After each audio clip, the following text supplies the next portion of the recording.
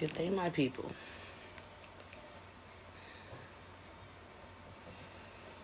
How y'all doing?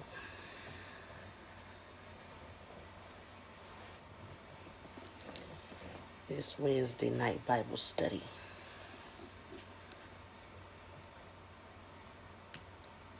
Listen up. It's a story in here.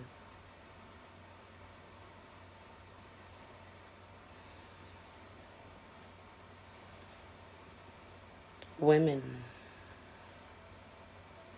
any wound rather than the wound of the heart. Any spite rather than the spite of a woman. Any evil rather than an evil caused by an enemy. Any vengeance rather than the vengeance of a foe.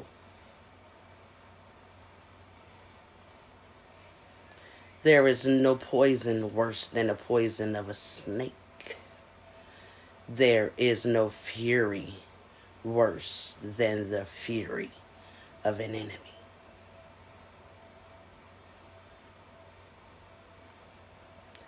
I would sooner keep house with a lion or a dragon than keep house with a spiteful wife. A woman's spite changes her appearance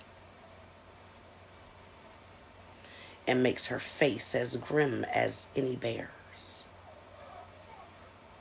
When her husband goes out to dinner with his neighbors, he cannot help heaving bitter sighs.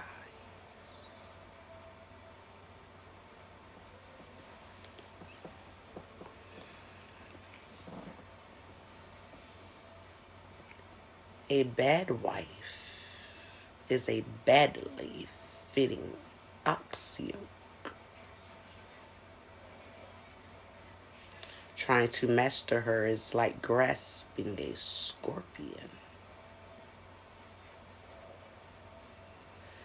A drunken wife will goad anyone to fury. She makes no effort to hide her degradation.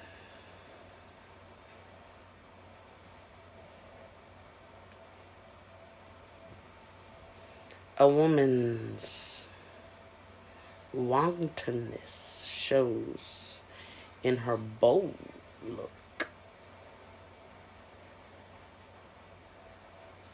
and can be recognized by her sidelong glances.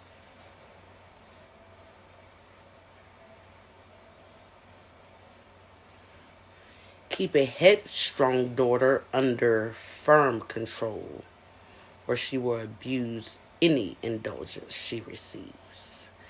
Keep a strict watch on her shameless eye. Do not be surprised if she disgraces you. Like a thirsty traveler, she will open her mouth and drink any water she comes across. She will sit in front of every peg and open her quiver to any arrow. The grace of a wife will charm her husband.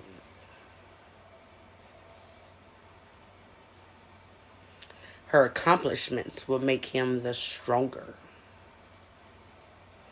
A silent wife is a gift from the Lord. No price can be put on a well-trained character.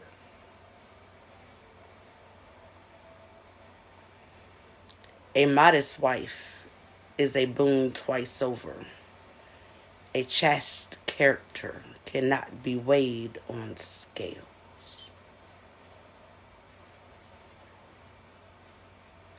Like the sun rising over the mountains on scales. Let me rephrase that. I'm sorry. I didn't read it quite right. Like the sun rising over the mountains of the Lord is the beauty of a good wife in a well kept house.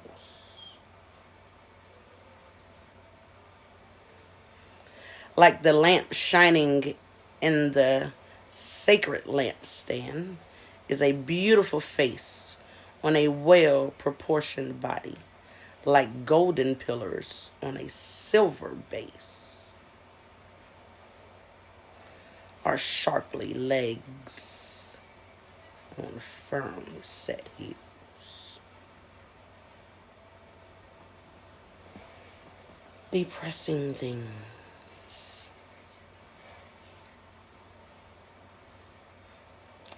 There are two things which grieve my heart, and a third arouses my anger.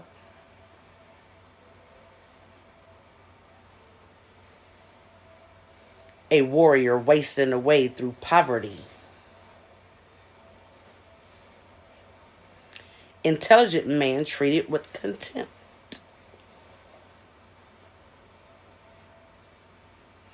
A man turning back from virtue to sin.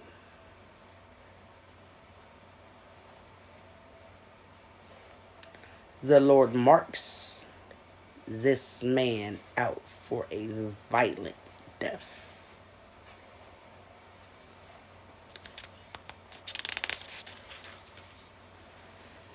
It is difficult for a merchant to avoid doing wrong and for a salesman not to incur sin. Many have sinned for the sake of profit. He who hopes to be rich must be ruthless. A peg will stick in a joint between two stones, and sin will wage itself between selling and buying.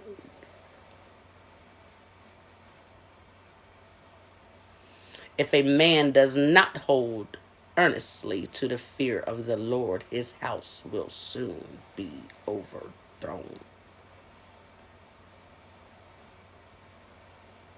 Speech. In a shaken sheaf, the rubbish is left behind. So too the defeats of a man appear in his talk.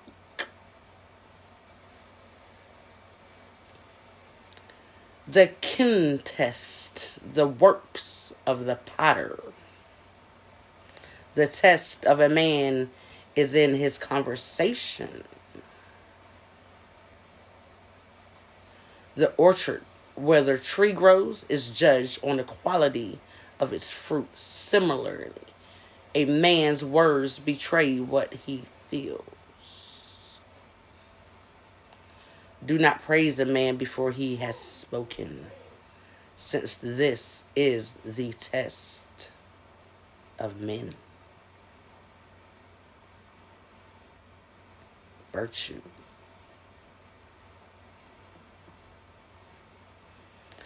If you pursue justice, you will achieve it, and put it on like a festal gown.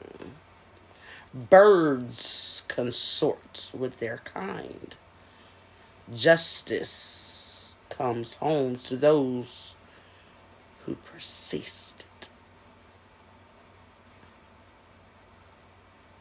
The lion lies in wait for its prey, and so does sin for those who do wrong. The devout man's conversation is wisdom at all times, but the fool is as changeable as the moon.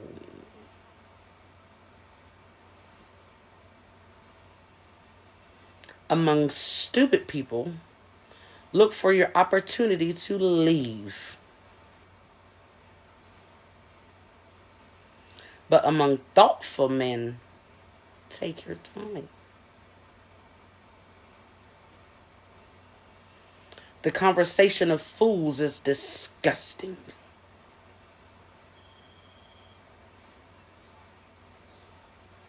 Rashes their laughter at their sinful orgies. The talk of hard swearing men makes your hair stand on end. Their brawls make you stop your ears.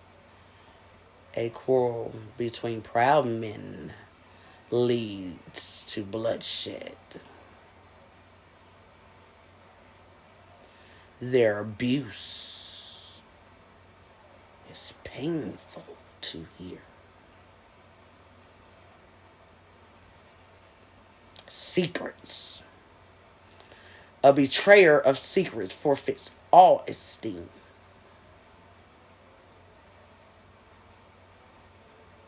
And will never find the kind of friend he wants.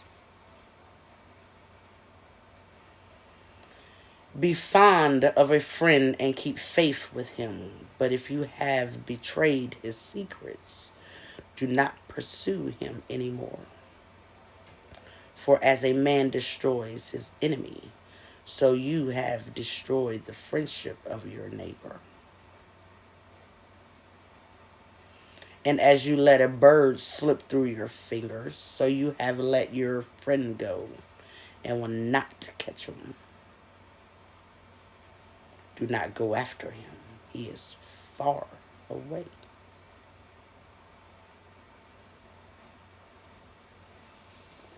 Hypocrisy.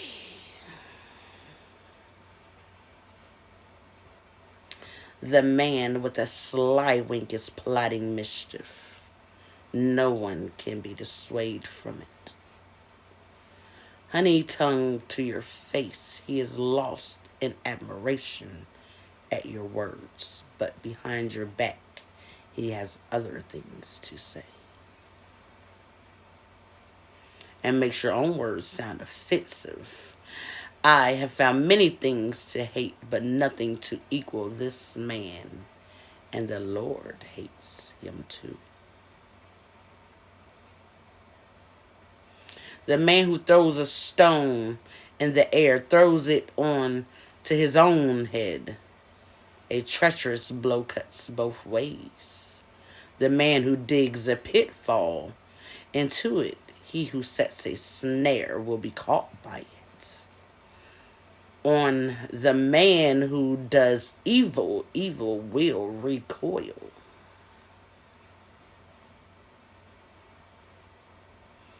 Though where it came from, he will not know.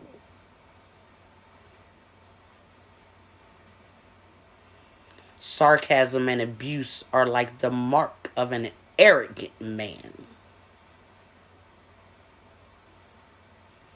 But vengeance lies in wait like a lion for him. The trap will close on all who rejoice in the downfall of the devout, and pain will eat them up before they die. Resentment. Resentment and anger, these are foul things too.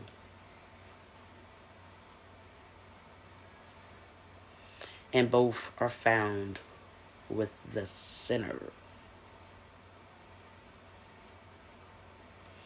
He who exacts vengeance will experience the vengeance of the Lord.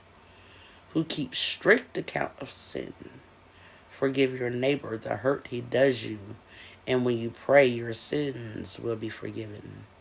If a man nurses anger against another, can he then demand compassion from the Lord? Showing no pity for a man like himself, can he then plead for his own sins? Mere creature of flesh, he cherishes resentment. Who will forgive him his sins? Remember the last things and stop hating.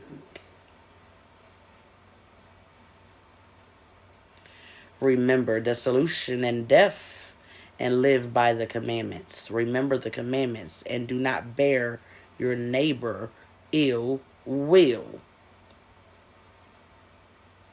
Remember the covenant of the Most High and overlook the offense.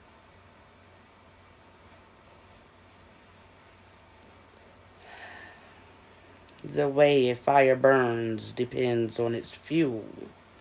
A quarrel spreads in proportion to its violence. A man's rage depends on his strength. His fury grows fiercer in proportion to his wealth. A sudden quarrel kindles fire. A hasty dispute leads to bloodshed. Blow on a spark and it flares. Spit on it and out it goes. Both are the effects of your mouth. A curse on a scandal monger and the deceitful. He has ruined many who lived in concord. That third tongue has spoken many and driven them from nation to nation. It has pulled down fortified cities and overturned the houses of princes. The third tongue has driven virtuous wives out of the house and home and deprived them of the due reward for their hard work. Anyone who listens to it will never know peace of mind, will never live in peace again. A stroke of the whip raises a wail, but a stroke of the tongue breaks bones. Many have fallen by the edge of the sword, but many more have fallen by the tongue. Happy the man who has been sheltered from it and has not experienced its fury.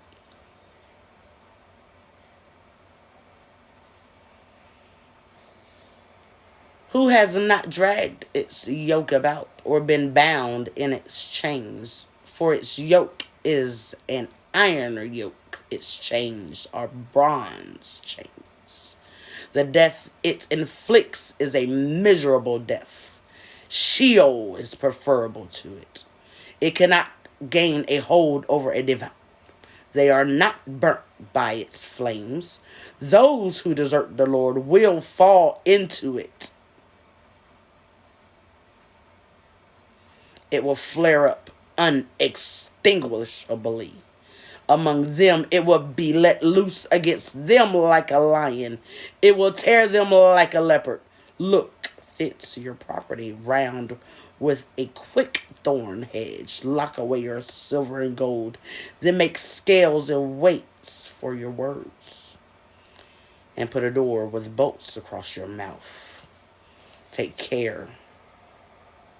You take no false steps through it, in case you fall prey to him who lies in wait.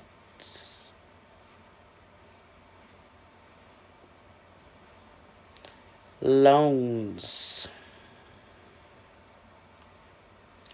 Making your neighbor alone is an act of mercy. To lend him a helping hand is to keep the commandments. Lend to your neighbor in his time of need, and in your turn, repay your neighbor on time.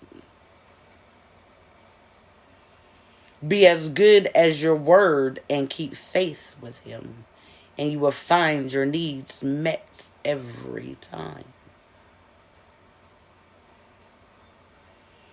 Many treat a loan as a windfall and embarrass those who have come to their rescue. Until he gets something, a man will kiss his neighbor's hand and refer to his wealth in respectful tones. But when the loan falls due, he puts this off. He repays with offhand words.